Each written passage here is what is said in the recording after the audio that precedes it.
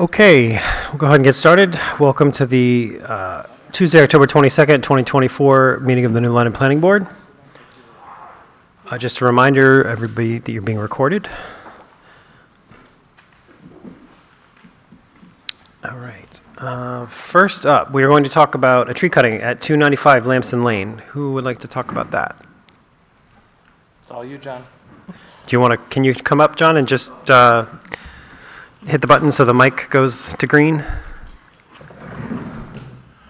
John Ryan, 295 Lamson Lane. I have a couple of dead trees, a maple and an ash, that are starting to fall down. And I have two pines that I'm concerned about falling on the house in a storm. Adam came by and looked everything over, and we talked about it, and here we are. So the application, it's the dead ash tree, which you can see on the screen here, that requires your approval because it's the only tree in the cell, so that there's replanting. The others have cells that will be compliant post-removal.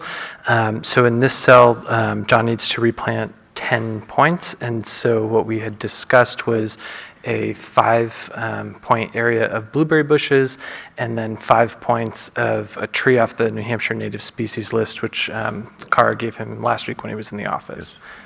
And so what we had discussed for replanting was sort of on the toe of this retaining wall.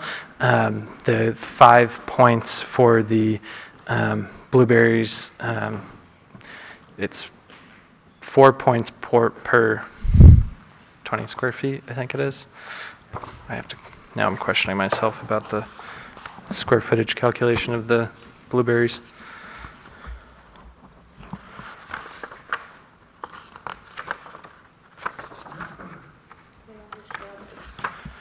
Yes. 4 square feet to 1, so he needs 20 square feet of the blueberry bushes. So it was a 2 by 10 foot area that was identified for the blueberry. And then the tree points, what John and I had discussed, is that not sure what the nursery stock will be in the spring for how large it would be, that just leaving it at the 5 points of the trees, that may be 3 trees, that may be 4. It's hard to know exactly the number of trees that he would get. And then given the time of year for planting, we would put the condition that it be completed by June 30th or something that you were inclined to, and then John would let me know when that was in. And the tree is very dead, just throwing it out. Yes. Thanks, Adam. Are there questions from the board on this? Any questions or comments from the public? Okay, so we would need a motion with that condition that the one cell have the 10 points replaced. So moved. Second was, I'll say Paul. It's hard to tell. It was maybe a tie. All in favor? Aye. Aye. Any opposed or abstaining? Okay, thank you very much. Thank you very much. Have a good trip, John. Thank you. Thank you. Okay, toggling back. So now we have another tree cutting, this time at 159 Howard Road, owned by Beechwood New London, LLC. Hi, my name's Greg Grigsby. I'm with Gradient Landscape Architects, and we're the consulting landscape architect on the project. There are 2 trees in the cells. There's cell I and cell F. In cell F, there's a 34-inch white pine that has been deemed a hazard by Dendritic, Bill Murphy, and then also we had Brian Beatty, who's also a certified arborist. Look at both of these trees. The larger tree, the other tree is in cell I. That's near the cabin right there, and Adam's highlighting that. That's a 48-inch white pine.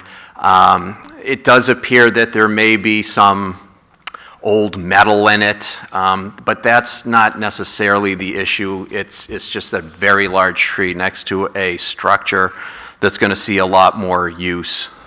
Same with the tree, the white pine leaning along the beach. Both of those have been deemed hazards by 2 arborists.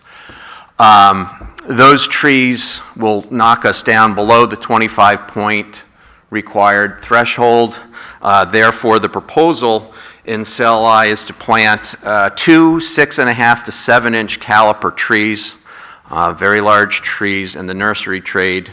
One of them will be a Quercus rubra, or red oak, native to this area. I'm sure we've all endured the acorns from year to year on those. And then the other is going to be a Nyssa sylvatica, or tupelo. Those are native and grow around New Hampshire, throughout New Hampshire. And then in the other cell, cell F, the kind of the standalone cell down there, that is going to be replaced with a larch, American larch, Larch laraceena. So that'll also be a 6.5 to 7-inch caliper tree. So they will be replaced with some sizable trees. Unfortunately, the idea there is to put trees in because there's a fairly substantive stand of low understory vegetation in those cells, so it would be foolhardy to remove that only to put new in. So this is simply going to be to put some new trees back. So with that, I yield. I did do the inspection. The tree next to the little cabin is enormous and leaning towards the little cabin. And then the other tree, as you can see in both Greg's pictures and my picture, if I can get back up there, is leaning substantially. And I think the issue on that tree, it's on the bottom picture there, it's the tree, the stem to the right, has a pronounced lean toward the beach. And again, I think there's a concern that they've been sloughing off branches, but that one I think has some decay in its stem. So I think that was part of the other reason. So, yep. What kind of timing are you looking for replacement? The size of that plant material is generally something that's either a custom order or something that would be bought in the spring. So I think you're looking at probably before the 4th of July next year.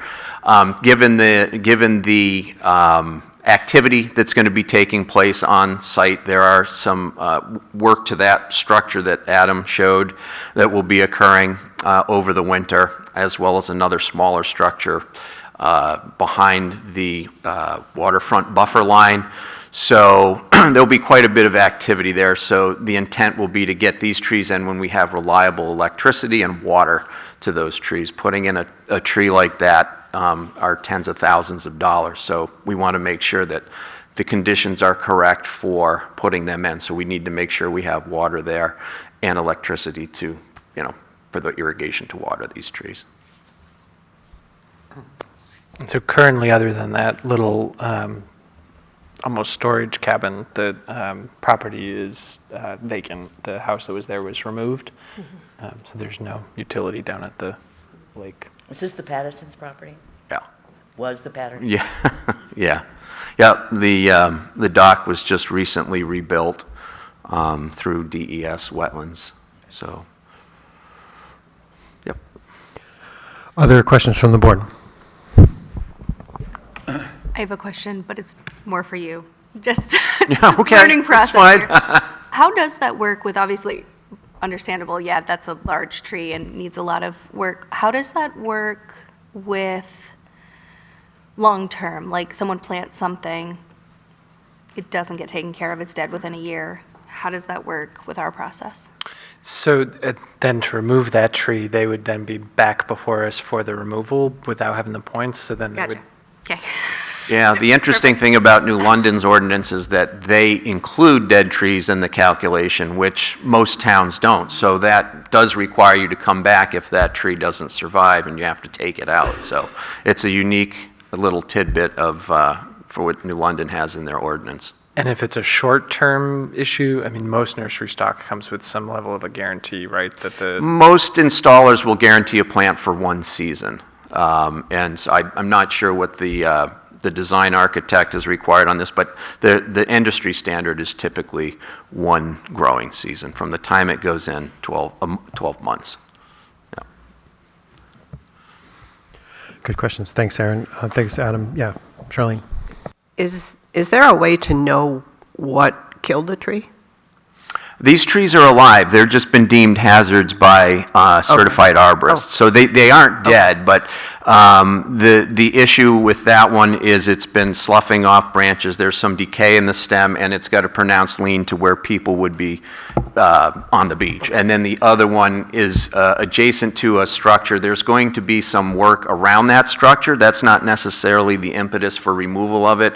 It's the fact that it's a 48-inch white pine, which are known for being weak branched and right next to an area that's going to get a lot of use. So they're not dead, but they are clearly hazard trees as deemed by two certified arborists. And sometimes species dependent, like the Ryan's tree, that was an ash tree, and unfortunately it got emerald ash borer. Yeah, and we're seeing a lot of that, and I think you'll see a lot more of that. It's unless you're treating those trees, which they can be treated for, emerald ash borer can be treated for, but you're going to see a lot more of that. Good questions all, thank you. Other questions from the board? From the public, any comments or questions? Okay, so seeing none, yeah, go ahead. Greg, what do you think a installation timeline? I mean, I would say that probably before 4th of July would be reasonable. if we say the 30th of June, just to Yeah, I would say so, and if something Just comes up matches due what to we did availability, I'll let you know, but that seems reasonable to me. The buildings that are going in there aren't very large, so I suspect that the construction, they should be into the landscape phase sooner than later. I think their intent is to just get this over with, so. Generally, trees like that are best brought in the spring. Before bud break, we'll just have to see when the road postings, the bud break and leaves and trees and road postings don't go together well, but fortunately, that's a private road, so it should be okay. Great, so we would just need a motion then with the conditions for June 30th and also the replacement of points as discussed in the, I didn't write that down, in cell F, and then also the other, what was the other cell? C maybe? Is it cell C? Cell I and F. Okay. Yep. Yeah, I didn't write that down. And I heard somebody, Emily, was that you? Okay, Emily moved us. Do we need a second? Second. Janet seconds. Okay, all in favor? Aye. Aye. Any opposed, abstaining? Okay, thank you very Great, much. thank you. Greg. See ya. Thank you.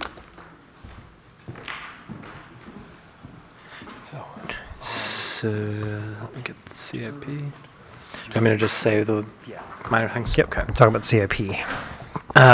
So this is the continuation of the CIP hearing that we started 2 weeks ago. Tonight, what we need from you all is a motion to adopt the CIP so that we can deliver it to the selectmen for their budget session, which is all day this Friday in this room, starting at 8:30, I think.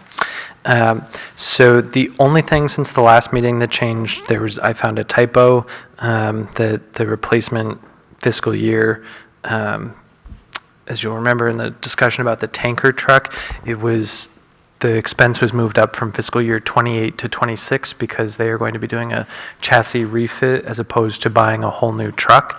And so it allowed them to move it to 26. So the cost was shown in the 26 column, but the note that I have highlighted here still said fiscal year 28. So I made that correction. Other than that, it is as you saw it last 2 Tuesdays ago. Adam, did we lose the memo? No. Well, it might not have migrated to the new meeting materials, but the memo, Okay. you're right, that was no changes. unchanged. Yep.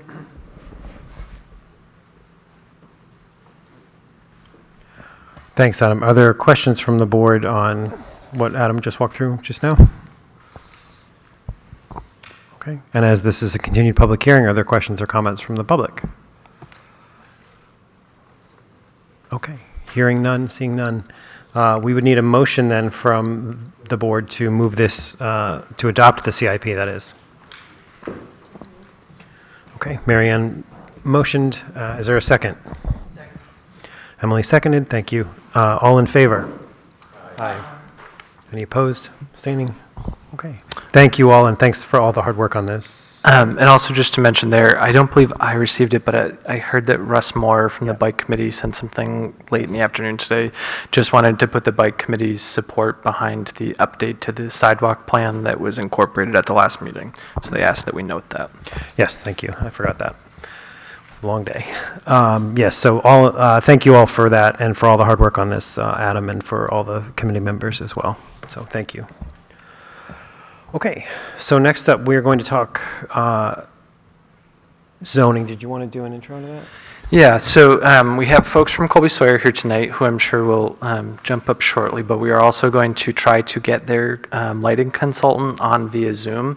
So we're going a little low tech and we will be sort of streaming through my computer, and then I will just hold my microphone close to the computer. The AV system is not functioning with Zoom perfectly yet. So bear with me while I open the Zoom meeting and see if he's on here. And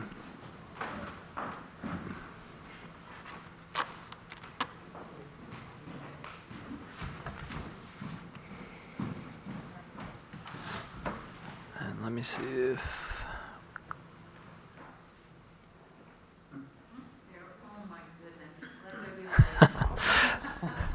So, Alan, I'm going to leave my camera off because it'll default to my computer versus the main camera in the room. I think you're muted. All set. Sorry about that. Can you guys hear that when he talks? Or? Yeah. Okay. Can you understand what he's saying? He just said yes, he can. Okay, I'll so let you know if he's. I don't know if you can. So, Alan, when you share your screen, it should be large on our screen here. Okay. And hopefully that Want will. me to go ahead and try that? Yeah. And let me just make sure my volume is up all the way.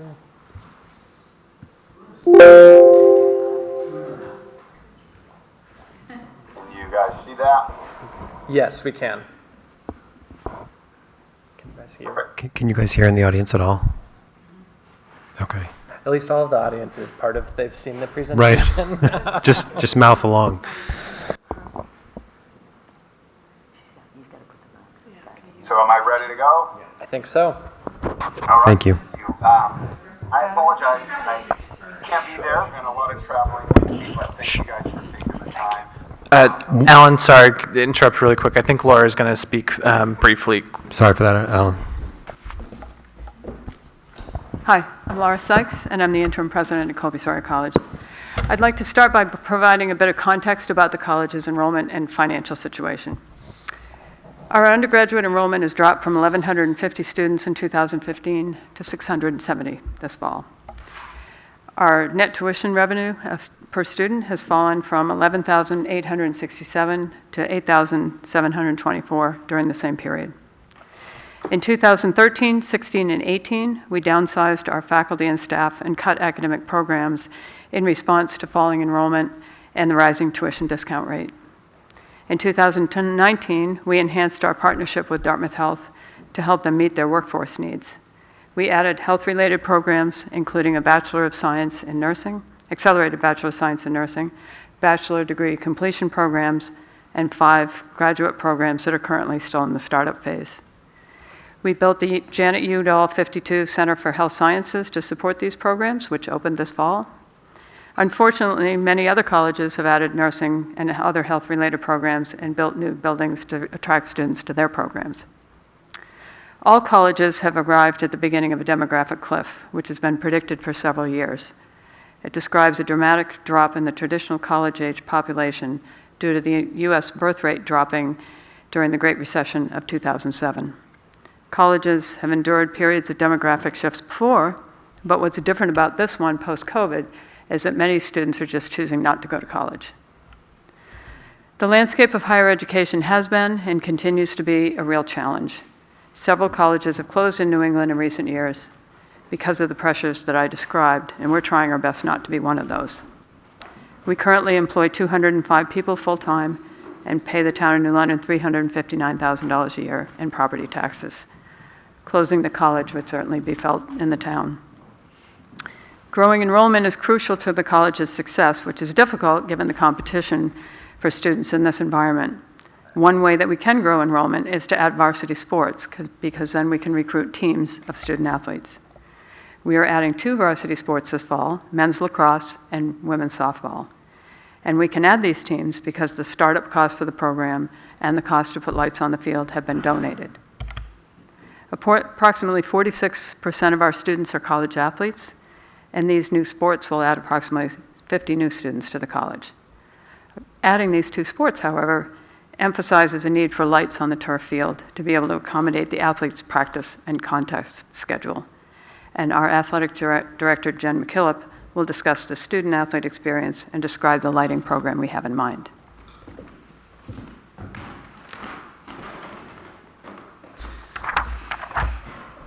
Good evening. I guess I don't need that. I'll just use my coach voice. Thank you. I'm Jen McKillop. I'm the athletic director. I'm 4 months in to my tenure at Colby Sawyer, and I have the beauty of talking about what athletics can bring to the table, and how lights on the turf field is one portion of that. So I'm going to talk a bit about some institutional considerations and why lights on the turf field would be helpful. We have 12 sports that are currently vying for facilities, and with this, you have to look at weather considerations too. The Northeast and New London, we have the Hogan Center, but many of our sports, due to weather in the spring, are all vying for time in the Hogan Center, all our spring sports, until we can get back on the turf. And also, obviously, with sunset, it hurts the amount of time for the student athletes to be on the field. But even beyond that, the anxiety and stress from the wellness and mental health that it creates, because now we're locked into certain times of day, and they are missing classes, and sometimes they have to, leave class early to go compete in a game if that professor affords that to them. So what this would do, not only for the student athletes and kind of reducing that already sometimes tension between athletics and academics just in general, would relieve that, because we would get a couple extra hours on the field of daylight. With that being said, too, faculty as well, right? That's a big stressor for them too. Again, even if they're supportive, they're trying to navigate through, how am I helping this student athlete? I know this means a lot to them to go play in this game, but then also they're missing certain classes. The other piece is the club sport and engagement. That's another opportunity to engage students, right? When we talk about retention, higher education, I mean, you can look at any research out there, and the belonging and the engagement for many students comes from athletics, whether they want to play varsity or they're going to be on intramurals or clubs. And that is also some time on the turf field, within a timing that would afford opportunity to engage our students. Many of the sports that would be affected, field hockey, women's soccer, men's soccer. The beauty of Division III is I've lived in a Division I world, and I lived in a Division II world. I was a Division I women's basketball athlete. The beauty of Division III is you can have a balance, right? And you're not siloed in your sport. So a lot of the compliance around Division III athletics and what that looks like is a lot looser. So they're not here all summer practicing, which is a good thing. A lot of times it's August, the end of August through November for many of our sports, even if they're making our championships, which is always the goal. So we're not talking, super long seasons from that standpoint. And then the other piece is just the games. With that would come, hopefully, one game under the lights for a team, which is a really cool opportunity. I mean, I know high school football, and you can watch some other sports where having the game under the lights is nice, and its engagement's also a way to pull in the town and pull in the community to create an experience. From an institutional control standpoint, which I think is important, and again, I know Alan's going to talk about this, but the beauty is that these lights are LED, and these are, again, not the lights of the 1940s and 50s that we see. I mean, I would have control from my phone. We have dimming control. And the other thing we're proposing is not having these lights on, obviously, all night, right? Our students need to study and they need to practice, so it would be defeating the purpose if we had practices until 11 at night. We're proposing around 9 p.m., and again, if we're in a game and there's an overtime or something that happens rarely, but it happens, then it might be a little past 9. But again, with all our teams, we've only had overtime this fall happen maybe once per team. So just something to keep in mind. The other thing is the music piece. I know the decibel piece is huge. We don't have the greatest speakers. I mean, the hope is somewhere down the line to get some good sponsorship or donations to get better speakers, but right now, we kind of have what we can afford. So making sure that we're mindful of the decibels of the speakers, and with that comes any practices that may be past, 6, whether it's 6, 7, or 8, that time we wouldn't have music playing. Most practices, all practices do not have music. It would just be here and there for games, might be the loudspeaker when they're announcing, or warm-ups during a game. So again, those are things that are very controllable and reasonable. One of the biggest pieces of this, and Alan will touch on this, but is the dark sky compliance, which is very, very important, as the organization Dark Sky really educates communities and governments on light pollution. So this is an international organization that will literally come in. Musco works with them, and we are paying extra to make sure that these LED lights are dark sky compliant. So we're paying a significant more out of pocket to make sure that they meet this compliance, and that ranges from making sure the light pollution and the glare and doing all the research behind that, but also from the environmental standpoint of nature. Right? We live in New Hampshire, there's a lot of nature and there's a lot of those environmental pieces. That is also a part of dark sky, is making sure that this is not affecting, the lights will not affect nature, birds, other animals, to essentially, change the ecosystem. So that's also, if you check out Dark Sky online, it has a lot of really good research behind it and best practices. We've also been working with Dr. Douglas Arian, who is a dark sky rep. He is a PhD in physics and astronomy, so it's been really nice to work with him, and I would like to get him here, but he is up in Carthage. So it's also another opportunity to make sure that this is all within this compliance. And then just the last piece on the certification process, just so you know, literally the lighting that Musco will create goes through dark sky certification. So everything that's done is reviewed. So the proposed lighting's reviewed, the design is established with the dark sky guidelines, and then approval letter is sent out. And then from there, once it's constructed, dark sky technicians verify that this is in fact dark sky compliant, and the installation and guidelines fit within dark sky. And then once you're dark sky compliant, you receive a certificate. I think the really cool thing about this is we would be the only dark sky compliant lighting for a college institution in New Hampshire. So we would be the first. So with that could come a lot of education. There's a lot of different pieces that we could bring to the community with that, which is an opportunity to engage, again, the community with the institution. So with that, Alan, who's been working with us on this from Musco, will talk a bit more about the specific tech of the LED lights and glare. Thank you. Thank you. Yeah, Alan, if you can hear us, you can start again. Sorry for the confusion there. No, thank you all so much. Just want to make sure everybody can hear me okay. Just yell at me if I need to be louder. I'm trying to use my coach voice like Jen was, so I appreciate that. Again, I apologize for not being there. Been a crazy couple weeks of travel, but I appreciate you taking the time here. I'm going to kind of go through this quickly. Jen did a nice presentation herself, giving you an overview of what we do. But since 1976, Musco's been around, and we do everything from Parks and Rec ball fields, Little League ball fields, all the way up to Fenway Park is our lights. Wrigley Field in Chicago are our lights. Gillette is our lights. So we really, we're focused on athletic complexes and fields. And over the years, we've really looked to improve, going from a halide bulb to now strictly only LED. So there we go. So some of the characteristics of LED: instant on-off, so no more having to wait and warm-up time and loud halide buzzing noises.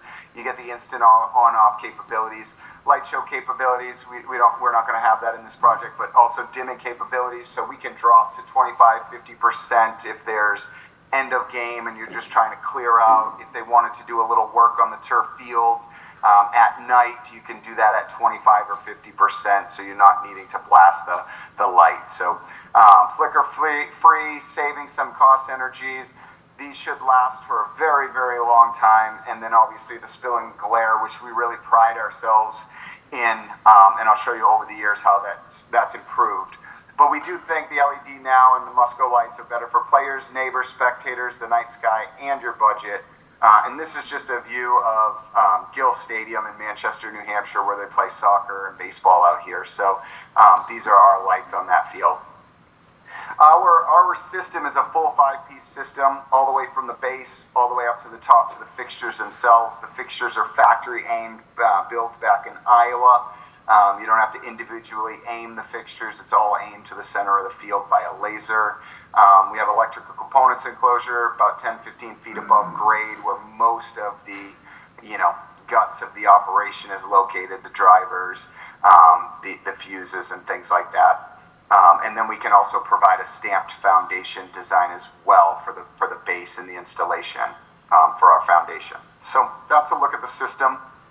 This is a good picture here that kind of demonstrates spill and glare and sort of what the differences are. Light spill is measured in foot candles, and that's basically how much light is in a 1 foot by 1 foot square. So, I can go out and I can take my light meter, measure it at 3 feet above grade, and I know how much light is being produced on that 1 foot square. So, to give you an example, full moonlight is about 0.1 foot candles of light. So that's sort of what we're going at. The field itself for Colby Sawyer is going to be at 50 foot candles average, and that's the minimal playing surface that the group IES, Illuminating Engineering Society, recommends play at for collegiate level of play. So that's light spill. Light glare is now measured in candela, and there is now a luminous intensity meter, it's called, that measures glare, measured in candela. And to give you an idea, candela is measured, so low beam headlights, you're looking at about 12,000 candela, and high beam headlights are about 40,000 candela. So this picture really demonstrates, I don't know if you can see, but there's a sidewalk coming down on the bottom of the screen here. So hopefully everybody can see that sidewalk. So if I took my light meter and put my light meter right here on that sidewalk, facing those big two bright poles of light, that light meter may only read 2, 3, 1, 5 foot candles. It's not going to read a lot of light measured on there. But if you're standing on that sidewalk staring at those light poles, you can obviously see that's a big nuisance. So the glare in the candela is actually the nuisance or the brightness of the fixture and how much that is producing in your eye, basically. So this is probably about 80,000, 100,000 candela from that sidewalk. So it may be meeting a light spill at a property line, but obviously that's still going to be a big concern for neighbors, for players, for spectators. The other example we like to give, I'm up here in Maine, and we have a bunch of lighthouses up here. So if you envision a ship, say a mile off of shore, they're going to see the glare of a lighthouse light. That candela, that glare, does not dissipate with distance. The only thing that's going to kind of slow that down or cover it is a tree, is a hill, is a building. So that's why lighthouses work so well, because that candela is going to go for miles and miles, and a ship can see that glare. They're not going to get light from that actual fixture, but they can see that the glare of it in the candela, and that's going to bring them back to shore. So what this looks like on a playing surface is now, controlled versus uncontrolled light. So you got a baseball field. If you've ever played maybe adult softball leagues on some old, wooden poles and bad fixtures, this second picture is sort of what that looks like. But you can see ours where our visors and our aiming angles taking that consideration, and you can still see the ball for the player. The other thing, imagine as a spectator, that top picture here on the right, if you're staring at those two, poles of lights for 4 quarters of a football game, that's kind of an annoying, experience. Where on the bottom right picture, you can see our poles and fixtures, and we're eliminating that glare for the spectators. So again, what it can be, our picture here on the left for a baseball field, and what we often think of on the right-hand side. Now this just shows the evolution. So that first picture where we showed each fixture, this shows it on a playing surface. So each one of these poles and the fixtures are producing the same amount of light on the playing surface. So way back in '77 when we started, we were producing about 60,000 candela to get to the same amount of light on the field. And as you see with visors, with dimming capabilities, and then with the big change in LED now is it's a rectangular visor versus circular, so we can really aim it where it needs to go. We put a nice long visor on it, and we get the right amount of light on the field with minimal candela versus what our competitors can look like. So that last 500 candelas sort of gives you an idea of what we're able to produce. Dark Sky, just within the last few years, came up with a community-friendly program for sports field lighting. Definitely considered the gold standard for athletic field lighting. They are becoming more and more popular, especially in the Northeast. This is a third party. Dark Sky, like Jen said, is an international organization, and they approve designs and then can also take measurements after the fact to approve the installation. So, $1,000 up front for the design and then an additional $3,000 to come out. But what Jen was speaking to earlier was in regards to the design itself. Our design is Dark Skies approved.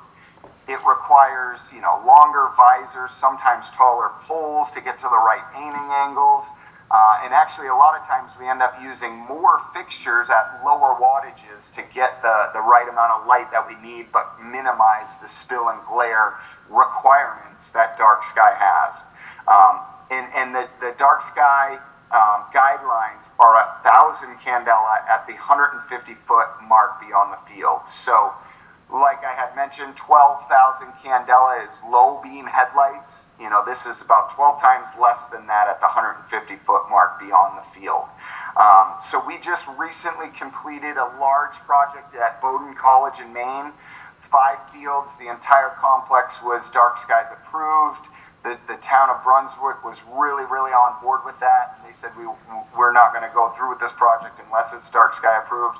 And Dark Skies just recently came out, I believe 2 or 3 weeks ago, got their certificate to the school, and they just recently passed that. So that was a real feather in the cap for the town of Brunswick, Bowdoin, and for Musco as well. So really cool project. This would be the first athletic field in New Hampshire that would be Dark Skies approved.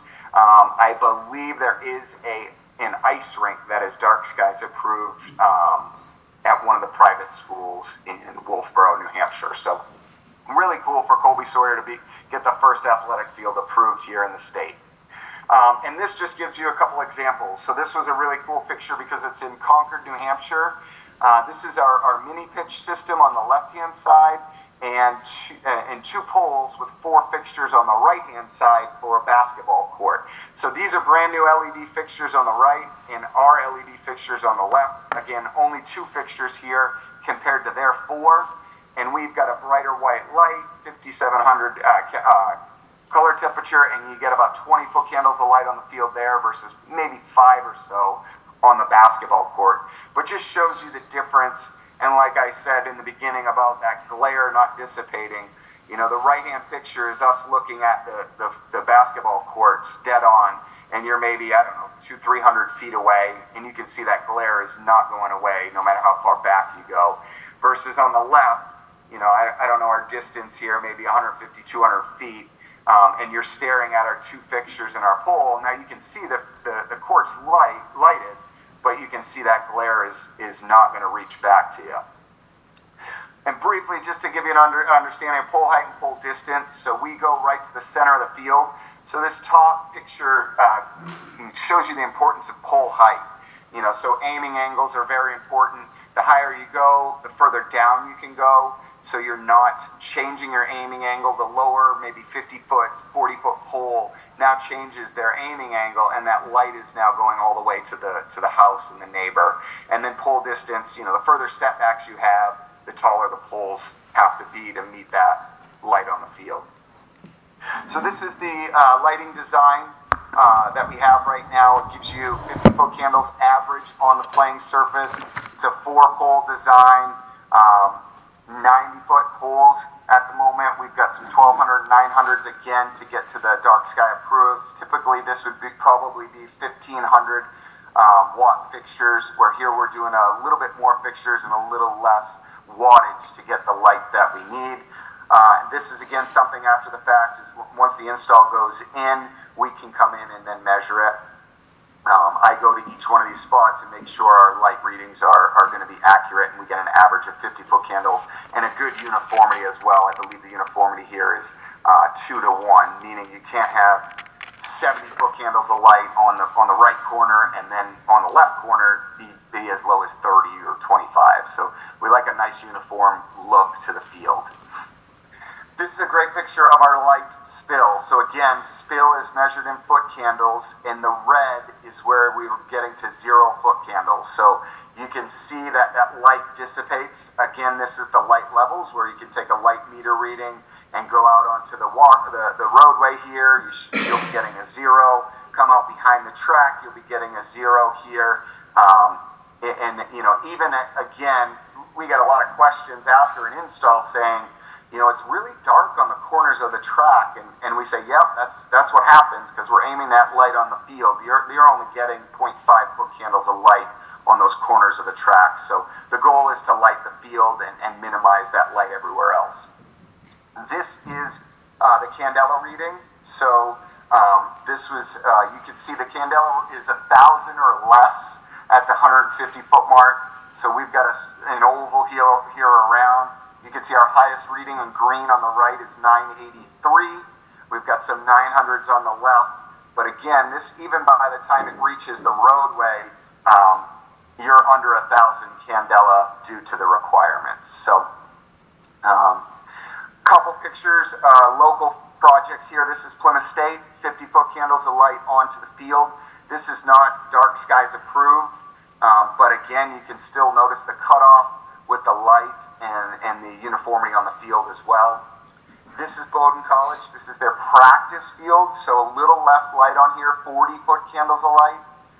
But this is dark skies approved, and you can see the light cutoff here and how dark the trees are in the middle, but still getting the light on the field where it needs to go. Again, the practice facility, 40-foot candles here at Bowdoin.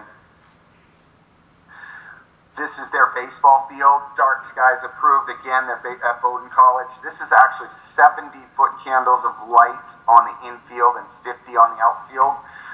So again, if you look at the pole tops, and you can see that it's aimed downwards, light's going, again, where it needs to go. I apologize, it's a little blurry, but I wanted to show a picture of a dark skies approved design, 50-foot candle soccer field, which is exactly what you're looking at here. And this is an aerial view, and you can just see how dark it gets. Just off of campus here, this walkway here is very dark on the left field. But these are both 50-foot candle soccer fields, and again, dark skies approved. And this is another great picture I like to use where, they're taking it at eye level, and you're just seeing how dark it gets, 150 feet off of that field, the fence line. The dark skies are very, very important. It's becoming more and more popular. Again, they can come back and verify it. I did want to briefly touch on our 25-year warranty, parts and labor, but we monitor and control that. And like Jen had said, now we ping the system every 4 hours. We'll let the school know if there's actually an outage of any sort, and we come back and change that. But with the controls package, Jen and whoever she allows can turn the lights on and off instantly from an app. We track that, so if you got a game Friday night at 7 p.m., and then the skies open up at 7:30 and you have to turn it off, we track that. It shows you how much money, the cost savings that you've had over the years because of early turnoffs. If for some reason Jen is gone or Jen forgot to turn the lights off, there is somebody back in Iowa that will answer the call to our Control Lake department, 365, 24/7. There's always an actual person that answers the phone call, and can turn those lights off whenever they need to. So the app is super helpful. Jen can also schedule it 7 days in advance and put it out there to make sure the lights are on for practices or games. They won't be on when, unnecessarily, strictly just for field usage and for the teams.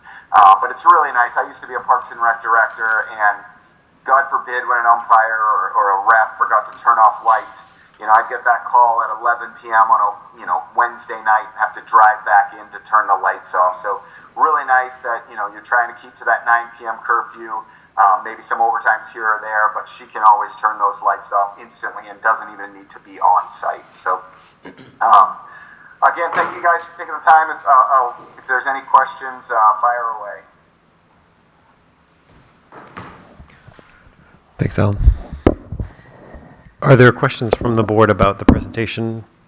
I have one question. Yeah, Janet. What about walking back to the college? We've talked about how dark it is for everybody to walk up the hill. What lighting are you going to provide for that? Since I addressed that last time, I guess I should do that, huh? We don't need the whole negative part. No. Karen Beaumont, Vice President of Finance and Administration. So a pleasure to be up here again. This is the third project that I've brought forth to this board.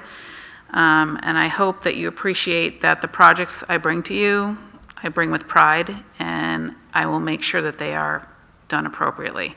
The athletic pavilion has been a wonderful addition to the campus, and the most recent addition of the School of Nursing and Health Sciences has been just amazing for the community.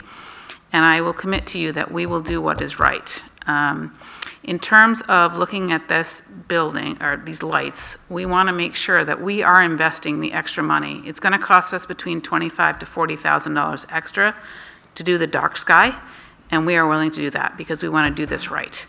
I will say that we have had discussions. We did have a previous abutters meeting to talk about some of those issues because those tend to be the most vocal people in terms of what's going on with lighting and decibel sounding and all those things. So I do think it's important that we consider looking at lighting down the roadway.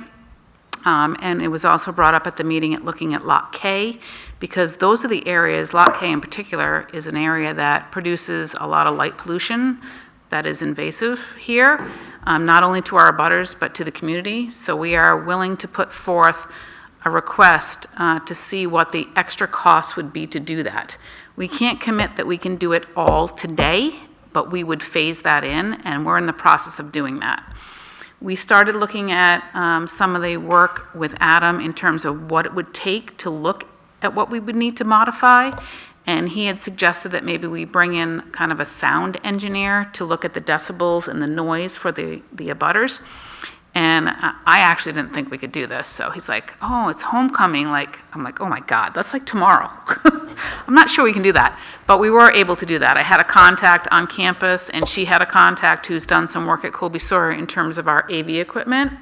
And Laura and I just literally got the presentation at like 4 o'clock tonight. We haven't even read it. We have like skimmed it.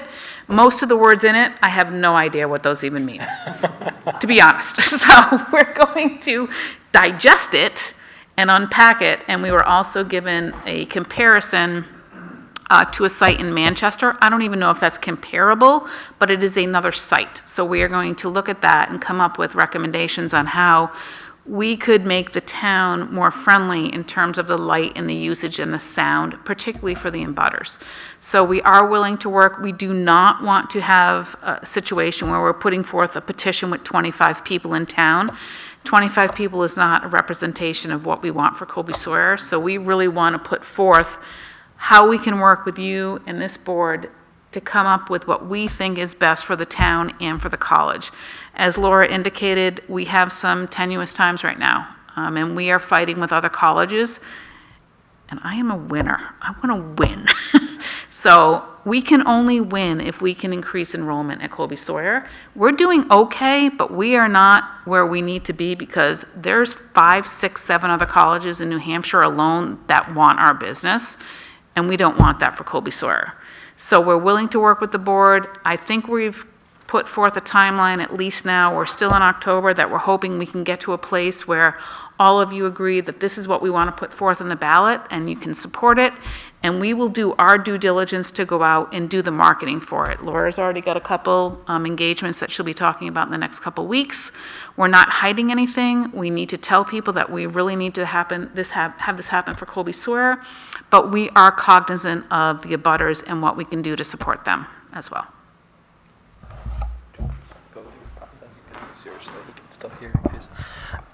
So as Karen mentioned, there was a meeting 2 weeks ago now, I think, with abutters that Tim and I were able to attend. A couple of your fellow planning board members were also neighborhood members, so they were there in their unofficial neighborhood capacity, so they'd seen this presentation before.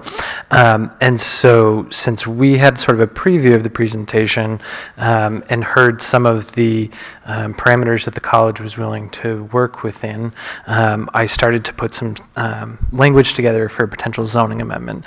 For those of you that were on the board when the pavilion came through, you probably remember the discussion around the roads and the parking lots being lit down to the pavilion, which the ordinance was specific that they were allowed to be unlit access roads and parking lots, and that field lighting was not considered to be one of the accessory uses. So in order to move this forward, there needs to be a zoning amendment. Now, as most of you probably remember, the planning board can propose zoning amendments, the select board can propose the amendments, or something could be petitioned by 25 voters in New London. So I think that it's highly likely that if something were to be petitioned, that it would be supported. So I think the planning board should take the opportunity to craft something that you are comfortable with, that addresses the concerns of abutters and the needs of the college, and put something forward to town meeting. So the timeline we're on for that is mid-December. Technically, the planning board proposals don't have to be in until late December for an early January public hearing, but we try to hold ourselves typically to the deadline for petitioned amendments, which this year is December 11th, with the understanding that we should give people the opportunity to know what it is we're putting forward before their deadline for what they have to put forward if they so choose. So I have, in full transparency, I took a stab using AI to help us write a zoning amendment, which is an interesting process if you haven't used it. And it still takes, some manipulation and getting it into our ordinance. And then Karen and I met last week, which I am blown away that you were able to get someone there to check the decibels, because it wasn't even like it was Friday morning, it was lunchtime at Friday that we met. So if you grabbed copies, they're up here. I don't expect any of you to have any input on this at this point. What I think the path forward would be that you take a copy with you and read it, digest it, and then what I would propose is that we plan a work session a week or two from now, like we typically do for zoning amendments, where this is really the agenda item, and then we can sort of dive into the particulars more. And then we would sort of go from there. I know there are abutters who want to participate that are out of town this week, but we wanted to make sure that we were able to get them here so that we could start the ball rolling. So certainly we want to make sure, work sessions are not public hearings, so really it's for you guys to speak, but I think that this is an important time to include the abutters, because it doesn't help us to find out what they really feel like at the public hearing. I think we've been through those processes, and they get sort of stressful when it's the last part that we're hearing some concerns. So I guess what we're looking for from the board is, one, that you want to go forward with at least exploring this and having these conversations to potentially propose for town meeting, and then the second part of that would be finding a time for work session. Mostly just because I don't know if it's in there. I know Alan, right? Alan was talking about how these lights tend to be higher, and I don't know if you mentioned a height, but my question is related to, there are guidelines, and if it doesn't meet those guidelines, understandably, because it's a different type of light, but that seems like a gray area. And Yep, so I wanted to just find out if it fits It is, in and I have those. pole height written as my note on Perfect. from that because I think it's one part that is not addressed in here. I do need to go back and read the definitions under the utilities section because it does exempt some utility structures. I'm not sure that these would be, but I think we would want to probably add something in for pole height. Yep. Question for Alan. Go ahead. Go ahead, Paul. A question for Alan. On the dark skies projects that you have worked on, do they typically utilize windscreens or something for a ground level muting of the light? The baseball at Bowdoin, really, that's the only one I've done to completion. We've done a ton of designs, but baseball and softball had some windscreens, but I don't think it had anything to do with the dark skies. I don't believe there's anything in the community-friendly guidelines that mention windscreens. Thank you. Yep, Maria, did you have a question? Yes, it's a question for Alan.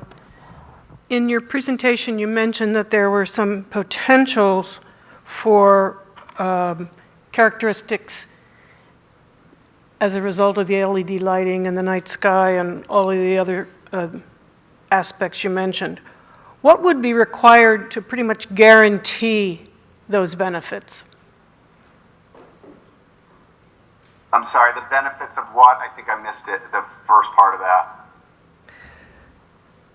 I think it might have been in like page 4 or 5 in your presentation. You were talking about some of the benefits right there. LED light source characteristics. You've got the potential for increased life expectancy and the potential for improved spill and glare control. What would be required to lock those in rather than have them have potential? So these are, the potential is more for what we consider a retrofit. You consider a what? Retrofit. Oh, retrofit. Yeah, so if you're going from an old halide system Okay. to a new LED system, there is potential for increased life expectancy, which it will. LED is going to be better than halide, and potential for increased spill and glare. Okay. So where you guys you don't have any lights at all, you will have a great life expectancy and a great spill and glare. Life expectancy for this is considered like I believe it's an L90 rating, we call it, where, halide basically goes out after a certain amount of hours. Okay. These will basically diminish, so they'll go from 100% to a 90% to 80%, and the amount of time the LED goes, it's some ungodly number, like 80,000 hours before they go to their L90. We have a huge research team back in Iowa that basically that's all they do is leave lights on and test them for years and years and years, and that's kind of their job. But yeah, the LED, you'll have great life expectancy. I mean, you might get on a turf field in New England 600 hours of light usage a year. Synthetic fields get around 600, maybe 700. So it's going to take a long, long time before we're going to need to replace anything. If anything were to go, it's typically a driver. And then again, with the 25-year warranty, we would come in and replace those. I have another question. Thank you. It was I didn't realize those last two were for retrofitting situations. Is it reasonable or even appropriate to talk about spill and glare with ground lighting? So ground light, you're talking about the street going in? Is that what you're talking about? Yes. The walkway, yeah. Yes. Walkway and the road Yeah. lighting. So typically with those lights, you can see ours are a little bit angled down, and I talked a little bit about aiming angles. Walkway lights typically are going to be, they call them shoebox fixtures.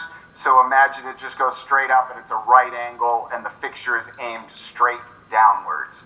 So there's, really very minimal spill and glare because the light is just going right down on that spot. So you are, pretty right that there's going to be very minimal uplight and very minimal spill and glare for the walkway lights. And they're going to be much shorter. A typical soft square pole that we would do would be a 25-footer versus, potentially 80 or 90-foot poles that we use to light the field. And final question. Let me find it.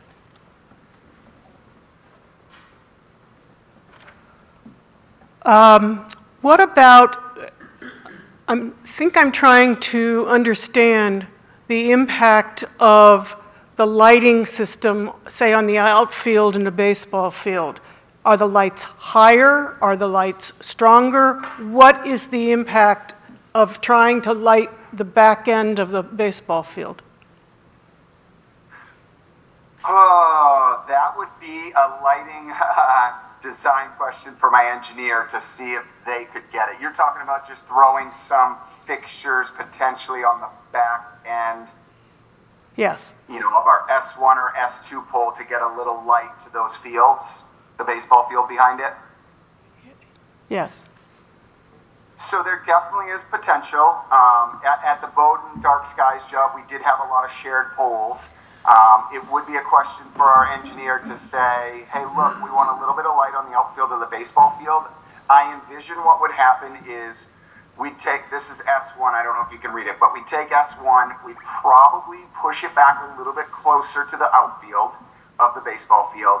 We may even bulk it up a little taller, because now again, we're back to pole distance and, pole height. We want to get the light enough on this field, but then we'd throw fixtures on the back of that pole, so we'd bulk up that pole, and then you could throw a little bit of added light onto the outfield of that field. You would never, just with these two, S1 and S2, you could get a little bit of light on there. It would never be enough IES to host games. Typical a 300-foot radius baseball field is going to require a six-pole job. So this is just a corner of Bowdoin. This was actually, I believe, an 8-pole job.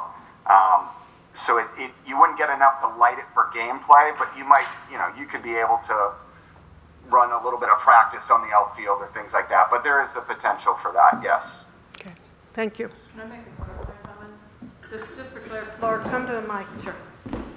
And just for clarification, so on the Kelsey Athletic Campus, we have a soccer field, the turf field where field hockey and games go on, and then there's a baseball field. We're only planning to light the one in the middle, which is the turf field. That's a huge clarification. Yeah. Thank you. Thank you. And one other clarification, because we're talking about, enrollment and costs, and Laura had mentioned that there is a donor that is paying for this, but we had already put in the conduit on that turf field and track field, so that really is the only field that we're looking to do right now, is in the middle of the campus, so. But I think the point should be made that this is a discussion of zoning amendment versus site plan review. So by amending this zone, that does not necessarily mean that there can't be field lighting elsewhere, right? I understand that, but we're going to take it in baby steps for now, right? Thanks. Did you have a question? Yeah. I have a question for Alan. Alan, you talked about making sure the lights have no effect on nature, birds, and animals. And I wonder if there's research or documentation about that.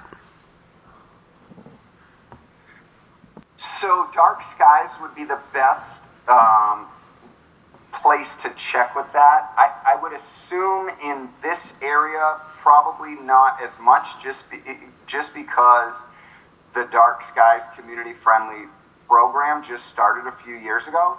So they might not have that, but but I'm sure and I know they have research in regards to, you know, insects such as fireflies and Hey, Alan, I can help you on this. I've been immersed in the Dark Sky website, so if you go on Dark Sky, there is a nature environmental, and there is actually a research study that was put out on specific birds that literally, the basis of it, and you can go through and read it, is that if the lights are turned off between 11 p.m. and 6 a.m., there is no significant effect on any type of bird migration or affecting the ecological environment for birds. But I just know about birds. There is other studies on there for other types of wildlife. So. Thanks. Yeah. Yeah, thank you. Good questions. Are there other questions from the board or comments? We need to, oh yeah, go ahead, Paul. I think it's very important that in considering this, and considering this in some of the minute detail that we're talking about, we also need to consider the larger picture, which is Colby Sawyer College is an integral part of the financial structure of New London and all the surrounding towns. That's very important. And we are sitting here talking about, and I assume the college is doing the same thing, trying to think about how they can enhance the attractiveness of this organization to this cadre of people that have, was it 5 other similar colleges that within easy distance of this facility, that are out there competing with them. It seems to me that it's our job, within reason, to try and help them do that. This is a question of the financial well-being. You know, our town is lucky enough to have a hospital, we've got a college, and we have a cluster of little stores. That's nice. It's a very nice little town to live in. And so is the surrounding towns that feed off of this community. But we need to be very careful that we help these, whether it be the hospital or the college or the commercial section of the town. We need to be, within reason, trying to help them advance their mission. And I think, you know, I understand that, you know, but I speak with some authority. But for 28 years, I lived right behind the college. So when I bought that house, I realized where I was going to be living, and I thought it was going to be kind of noisy. It wasn't. It was rather quiet, surprisingly so. Every now and then, the kids would act up, you know, and have a yell or scream, whatever. But no, you know, it's amazingly a quiet place out there in the back. So, you know, I think people, we need, and you folks need to try and help us to educate the surrounding community and to try and help them understand how important this issue is to the livelihood of the college, which is important to the livelihood of the town, and that can't get lost in this discussion. What everybody, you know, oh, I don't want to hear this, I don't want to see these lights, you know, that would be like me buying the house I bought and lived in for 27 years, I guess it was, and complaining about the noise of the college. I mean, I was buying a house that abutted a college. There's going to be noise. That's the way it is. And I don't have much sympathy with the people. You know, they buy a place, and then all of a sudden something's going to happen in their community that's going to somehow, from their perspective, adversely affect their house or their house's value or whatever else. You know, I mean, when you're going to go buy a house, you got to look around and think about what's going to happen in the future in this community, wherever the heck it is.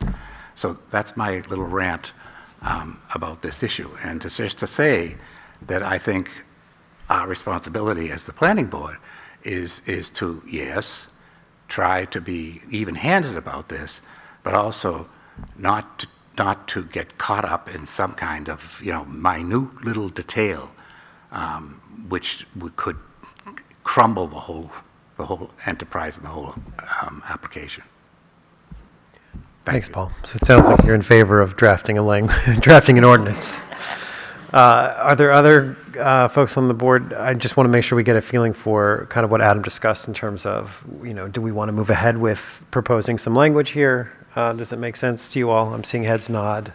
Are we getting, anybody want to speak against drafting an ordinance or doing this work, going down this road? Yeah, Paul. I would speak in favor of drafting the ordinance. And I think, Adam, consider whether it would be helpful with us who have forgotten and some of the new people on the board, if you can give us a paragraph on the history. I mean, I remember, what went through, but I think, what they're proposing is a substantial adjustment and change to that, and it might be helpful as we all look at it. Not to be in the ordinance, I mean for the working group, or the working session. And my history is somewhat limited, to the last 6-7 years, but, I think that the... I didn't mean you had to do it now. Okay, perfect. Great.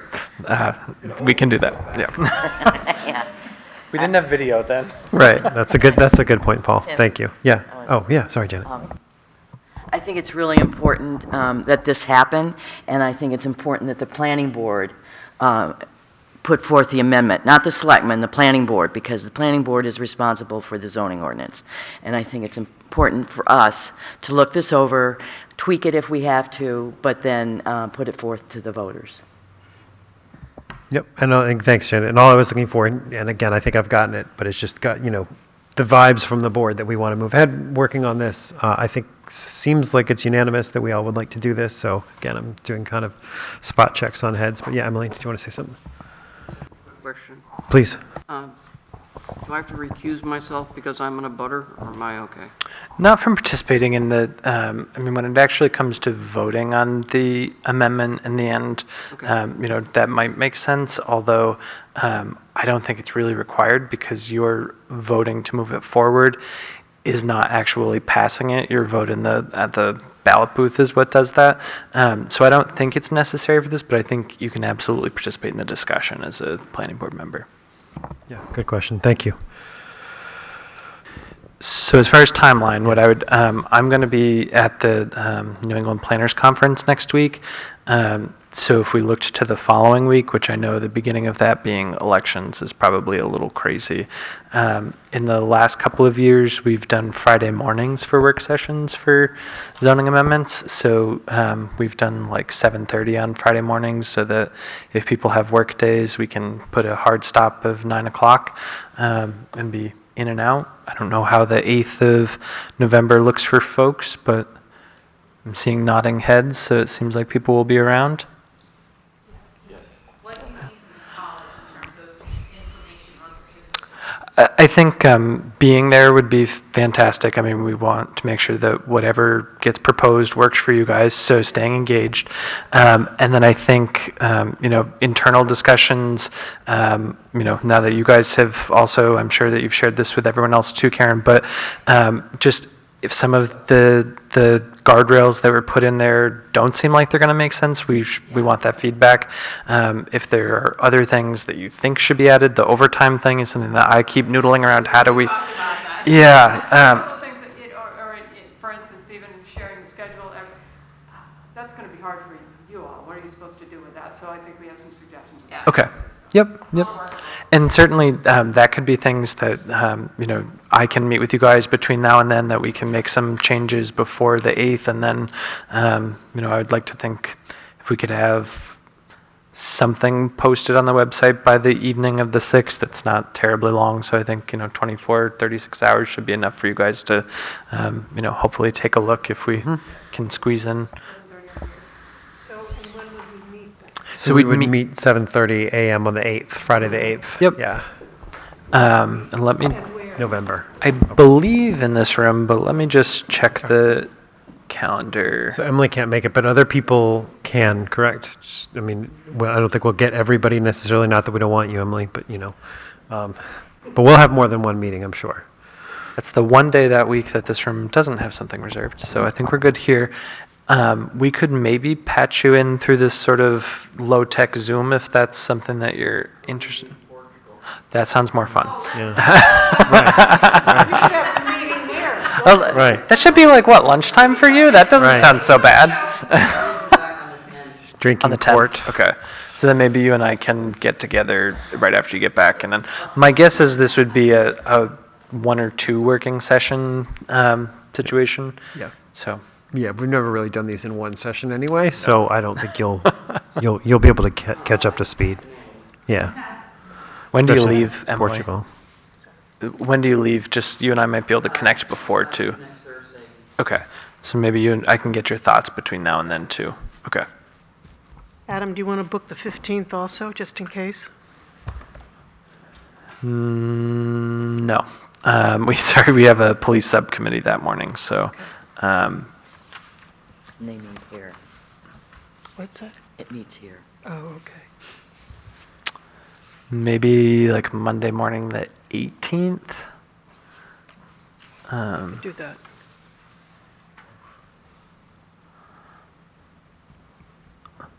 But we can sort of adjust to going forward. I can get a better, I did not look at the Whipple Hall schedule for the rest of November. There are non-town groups who use the space too. So I can get a better idea tomorrow, and we can. And if it's not a conflict, we can probably get you space. Yeah, and I don't know. Tail off a little bit as the students are starting to learn Thanksgiving and all that, but. Yeah. We don't need to. No, I don't think it'd be a conflict. I mean, certainly we hold the selectmen stuff there, and we're doing the housing commission in a couple weeks. It's just the recording and things that, because we usually end up hiring YCN to do that, but we can we'll figure something out. Thank you, appreciate that. So for now, we'll just go with the 8th, and then we can TBD on the other date, but we'll try to do it kind of like you suggested, Marianne, like a week or so-ish after that. We'll figure that out. Thank you all for coming. We appreciate it. And thanks, Alan, as well for the presentation. Is he gone? Oh, Poor guy. I forgot Zoom was I even wanna open. go. Sorry. He did. I think he. Good, okay. Hopefully. Bye, Alan. Thank you. Thank you very much. Appreciate it. Yeah, so thanks to the board and thanks to the Colby Sawyer crew. We appreciate it. Thanks a lot.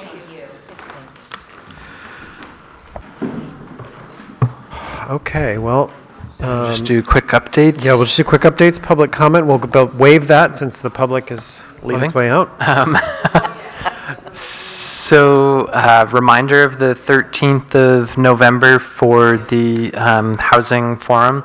The Housing Commission will meet tomorrow night for their regular meeting, and they'll get sort of the first look at some of the info. So keep that on your schedules, 6 o'clock, Wheeler Hall. What is that? Sorry, The 6:30? I thought it was 5:30. Or 6 o'clock, you said? At Colby. I think it's 6 Oh. o'clock, but 5:30? Yeah, let me just double check. I have 5:30 on my calendar. On what day? Oh, I don't know. Hold on then. Let me. Wednesday. Wednesday the 13th? 6 o'clock. Yep. I think doors open at 5:30, so, and there are going to be snacks and things. Oh, that's why I so, probably put yeah, that. maybe. So that's the first of the Housing Commission's forums, where the report out on the demographics study will be from the primary consultants, but also the subcontractors that they hired that specialize in demographics. 6 o'clock at Wheeler Hall on Wednesday the 13th. Maybe that's when you have to leave the house. Is that the first step in their study, or is it? It is. This is But I mean, it's 18-month. funded beyond that. Yes. Yep. So there'll be 3 of these. So, this one will be more of a data report out than an actual, discussion, the sort of like, what do we want to see for housing and those sorts of things will come down the road. And a lot of this will be, this is what we have for housing. This is what, our average housing size is. This is who's living here. This is maybe where we have gaps. Those sorts of pieces of information to help us in phases 2 and 3. This is at Wheeler Hall. Yep. Wheeler, Oh, Wheeler, Yeah. okay. Yep. not Whipple. I think so. It's where the selectmen's breakfasts are. Yep. What are they doing, or are they doing anything with the issue of the accessory dwelling? So I don't think there will be any work on that this year because they're sort of midstream on the 18-month consultant project, the Housing Opportunities Grant. They're not ready to make any proposals. Hopefully this time next year, we'll be through that process, and so we may have stuff. I mean, I don't want to make any predetermined conclusions, but I would expect that there's some regulatory offering next year. But this year, really more in the fact-finding and listening portion of the process. To be determined what the state legislature takes up this year, because I think it'll be back. We're 3 years running that there's a bill, so I would say it'll be there this year. On November 6th, which I'm not sure, I think they're sticking to doing it the morning after elections, but the President's Breakfast will be, so this will be Laura's first breakfast at the college. I do think they plan to discuss the lighting. I think that's sort of their first mention to the community. So it may be worthwhile to be there, I mean, for a lot of reasons, but you know, knowing that you'll be going down that path a couple days later, if there's general public there that has stuff to say about that, it might be a good thing to hear. On budget topics, I will deliver the CIP to the selectmen this week. They will be undertaking their day-long budget jamboree this Friday in this room from 8:30 until last year. I think we wrapped up about 2:30. So. Grown.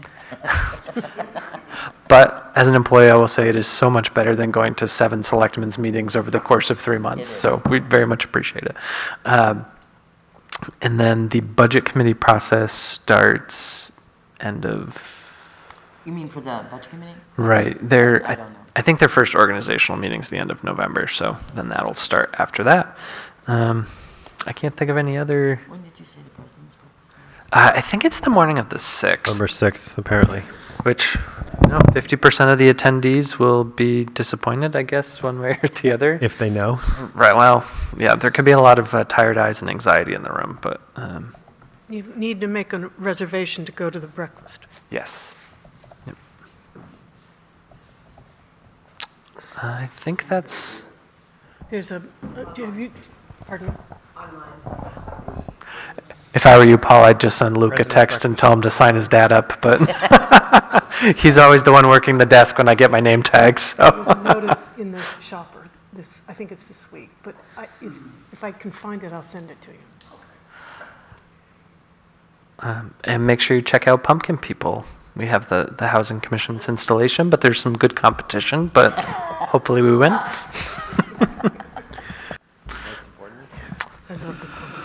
All right. Oh, sorry.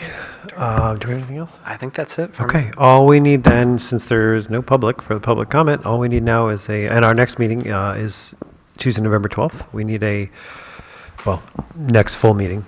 Motion to adjourn. So moved.